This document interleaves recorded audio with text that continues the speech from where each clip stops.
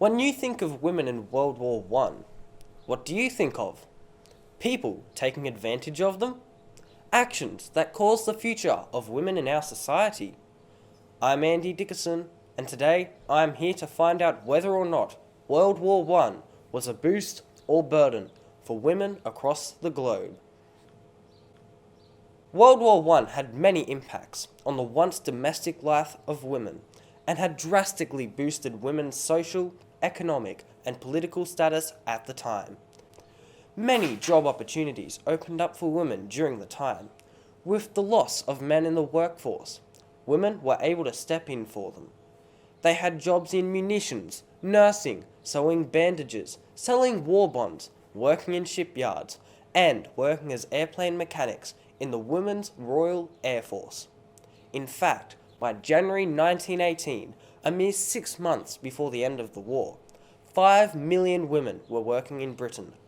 The conditions that the airplane mechanics worked in were quite reasonable too, as they were cared for in a respectable manner and weren't left around dangerous environments without reasonable supervision. According to an article written by Dia Burkett in 2014 for the Engineering and Technology magazine, because the factories were really dangerous places, women welfare workers were put in place to look after the well-being of the women, provide good recreation facilities, and check that they were eating properly. This portrays how the work these women received gave women more than just the domestic housewife they were always portrayed as. Women also received boosted economic and political standards post-war. Firstly, it changed politically, as World War I was seen as the final act which allowed the rights for women to vote, and while it was originally only for women 30 years and over, it still allowed 8.4 million people in Britain to vote. The Terms of Act issued in 1918 states that women over 30 years old received the vote if they were either a member or married to a member of the local government register, a property owner, or a graduate voting in a university constituency. This conveys how World War I was a boost for women, as without it, it would have been a much longer period of time before women would be able to vote. Women's roles changed economically too, with new opportunities for jobs after the war, which saw an increase in the total number of women in employment from 24% in 1914 to 37% in 1918. The visual source, Women, Come and Help, made in 1918 in Great Britain by an unknown artist, conveys how jobs were being made for women which gave an income to women and boosted their status economically. This further proves how the First World War had a major boost to the lives of women.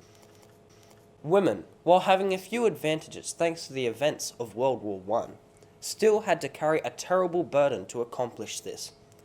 While some jobs, such as the Women's Royal Air Force, had the perks of being treated in a respectable manner, most women who took up jobs in the war worked in munitions, which, quite frankly, was extremely dangerous.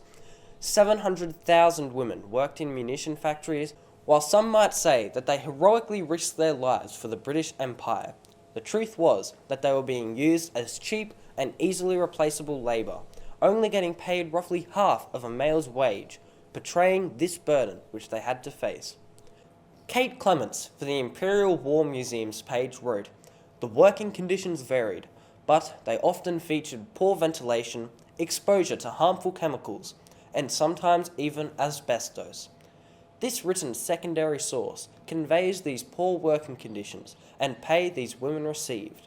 Another major burden which these women had to face was the fact that the employment of these women during the war did not have a lasting effect on the employment of women after the war. This failure to give women the rights to all jobs, just as men are entitled to, meant that most of the work women did during the war meant nothing. It only gave them the rights to vote, and they couldn't even vote on equal rights with men until 1926.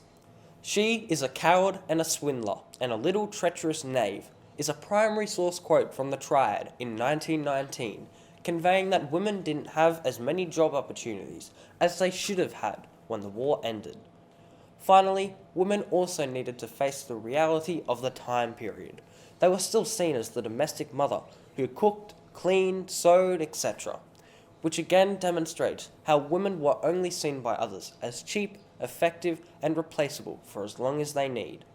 The sock knitter, created by Grace Cossington Smith, conveys this domestic life which women have the burden of returning to, without the freedom of having a job seen as a man's job.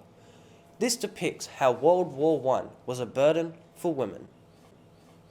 To answer the question, World War I, a boost or burden for women? I would have to say that it was a boost for women. They just had to carry out a burden to get it. Every victory for women had a downside. While they did achieve the right to vote, they were still looked down on compared to men, and while they did earn the rights to work in other jobs, they were used almost like slaves with little pay and poor conditions. This brings me to conclude that yes, World War I did boost women around the world, but they also had to take on a substantial burden to achieve it.